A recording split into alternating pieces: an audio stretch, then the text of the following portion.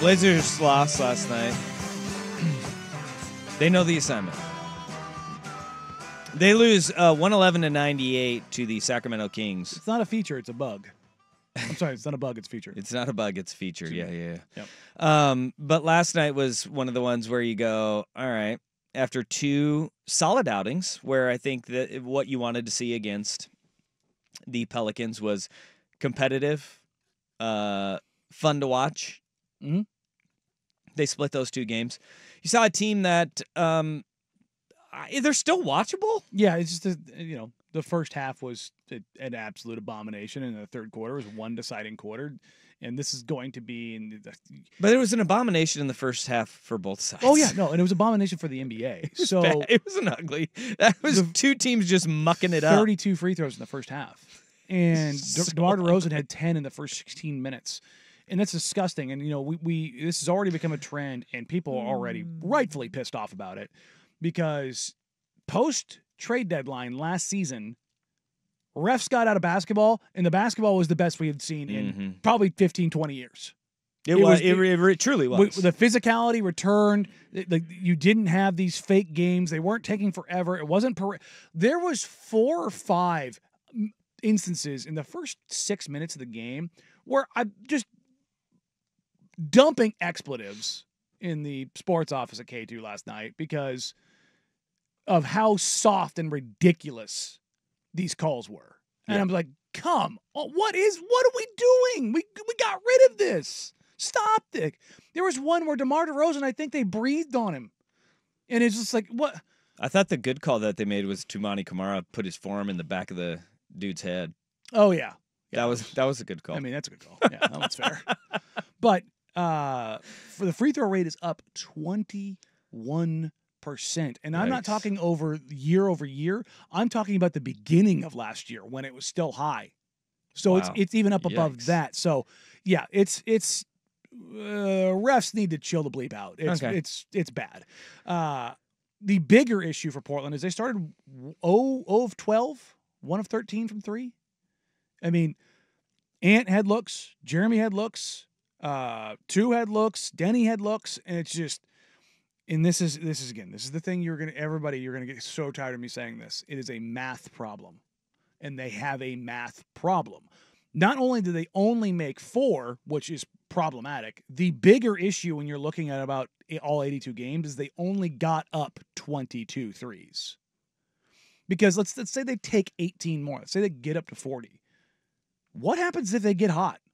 What happens if they hit 8 of those 18 threes? How different does the game get? And the thing is, when you stop shooting them, because you could see it happen. You could see 2 got a great look in the corner early in the game, rimmed out. What we saw last year and you from saw him in long stretches was 2 possessions later. There was a point last year where he would just hide himself in the corner, and he would stop moving. Yep. He wouldn't work for the ball, and would refuse to shoot. Yep. Yeah. Denny, you can see the frustration building on his face when he shoots. He took 4 threes last night, which I think is good volume for him. But he's just got to find something, man. He's got to find that. This is not a surprise to anybody, though. That because this team was built. Is a team that lacks shooters. Yeah. You're big, you don't have shooting. Yeah, and the thing was, they got downhill. They got to the rim. They damn near doubled the Kings up in the paint. But you have to nearly triple them up to offset that bad of shooting from 3. Look, I realize we're in super small sample size theater here, but 6% from 3 through 4 games. What's that? What? For Denny. Oh, yeah. I thought you were talking about the team. No. Team is not. No. I mean, for Denny. He's 1 of 15, right? Yep. Yeah. No, I mean, that's the thing. Last year, you saw Denny show improvement from the corners. And shooting above the break has always been like poor for him. He's like a 31% above the break 3-point shooter. And you're hoping is that the confidence builds with volume. And that's, without getting into the nuts and bolts of it, I've talked to very intelligent people with PhDs in computational science who work in the NBA. All right, well, you just eliminated me there. But it's no longer about how good of a shooter somebody can be. If you can be like the requisite level, like if you can get to like 35%, basically, if you're not taking open threes, you're doing it wrong. Because what ends up happening is if as volume increases, you increase as a shooter. And then if you want to take a look at it, something like for that locally, look at Matisse Thybulle. Doc Rivers literally told Matisse to not shoot. Mm-hmm. And it screwed with him. He got here and he got empowered, and he looks like a capable three-point shooter. From a guy who couldn't shoot to capable. I'm not saying he's great, but is he like a 35.5%, 36% three-point shooter, which is like league average? Yes, that's better than 28%, which is what he was in Philly. And so you have to get to the volume, and that's the thing is, two can't hitch. Chris Murray can't hitch. Jeremy needs to be getting more shots up than he did last night from three. Well, having a guy make more than a One. three Yeah. would be very, very helpful. Look, this is miserable to talk about. No, it is. I mean, Wait, are you trying to tell me that shooting hoops accurately helps you win games? yeah, that sure does. Yeah. But if we talk about what this season is focused on, though, Scoot Henderson, Donovan Clingan, I think those are the two people that everybody kind of wants to see growth, improvement in what they can do. I mean, Scoot isn't a guy that you're going to rely on to shoot threes, but it kind of looks like over the last few games, like 3 games now in a row, he's looking more comfortable in Yes. his skin as a player. What I said last night, I'll say it here again. If these first 4 games of this season was how he started his rookie year last year, Yeah. the perception about him would be a lot different. And I think part of this is I don't like beating it up, but I think the G League Ignite was a miserably failed experiment. So bad. And I think it set every single one of those guys back. And you're seeing it, like Manas Buzeos and Ron Holland have looked horrendous to start. Jalen Green took 3 years to figure it out. Like, you just go down the list. It's great for those guys to get paid. Yeah. Like, I understand. I'm not saying the coaching was bad. I'm not saying that the players are bad. I just think the way that was set up did not optimize their development. No, it was hero ball the entire time. Yeah, and I just think it's a lot like some of these college teams when they bring in like 5 recruits. It's like, how do you feed every mouth? Well, in playing basketball without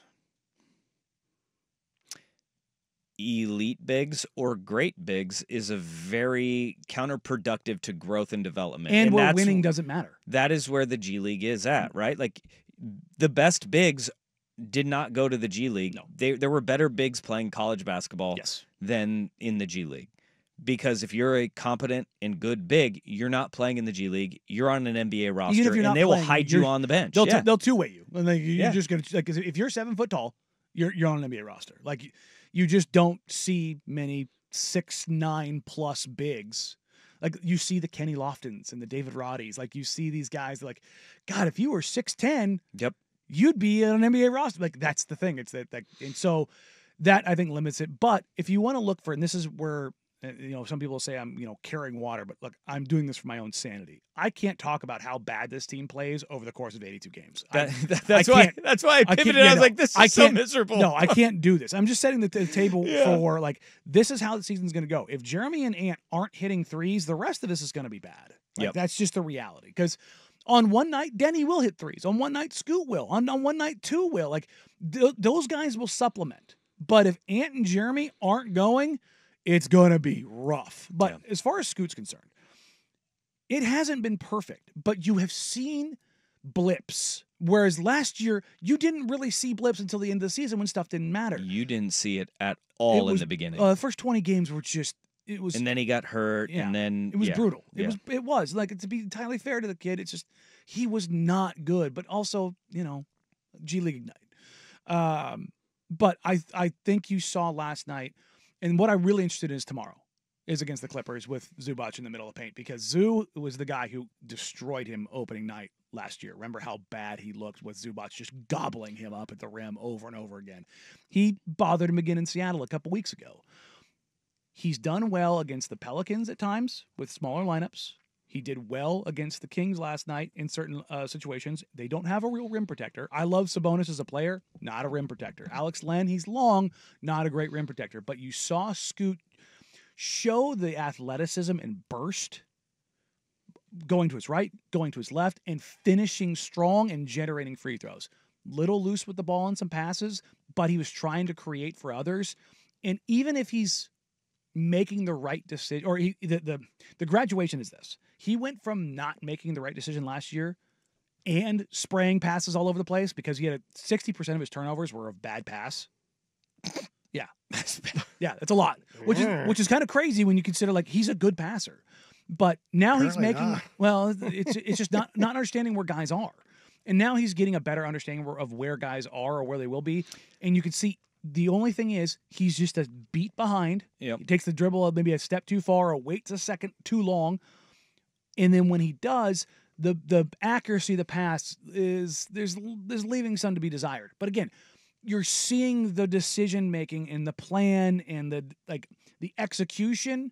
It's not nailed down, but it's at least you've got it up there and you don't need to have somebody else hold it up there while you're driving the nails in. So you're getting there. May I say that I'm looking forward to a new nickname for Scoot Henderson? And this came from a quote that I heard on Dirt and Sprague. Hee Magic Johnson. I want to go with Hee Henderson. Little hee. I like that. Hee Magic Johnson. That came after his over the head pass to somebody for a bucket the other night. He had the behind the back and then lob to Jabari Walker for the end of at the very end of the first quarter. That was pretty. Do you see that? Drove to the rim. Drove to the rim, picked it up, went behind his back with his left hand, got around and flicked it over his shoulder to Jabari for the I just saw floater. the highlight. Didn't see it live. Okay, yeah, no, I'm like, and you're like that, but the exciting plays, that's what he was supposed to be. It's like Magic Johnson. Yeah, that. Mm-hmm. And they're neat. Like for me, for him to be successful, it's not just like the actual hard skills; it's the soft skills. Like I want to see a little Jason Williams in him. Like I want to see him put a little show on, a little razzle dazzle. Like that's part of what. That's when I talk about the energy from Scoot. It's more about that stuff and finding lobs and like exciting plays. That's where he brings the juice. So if you're looking for you had to squint last night. But if you're looking for the little silver linings on any given night, there's your little taster.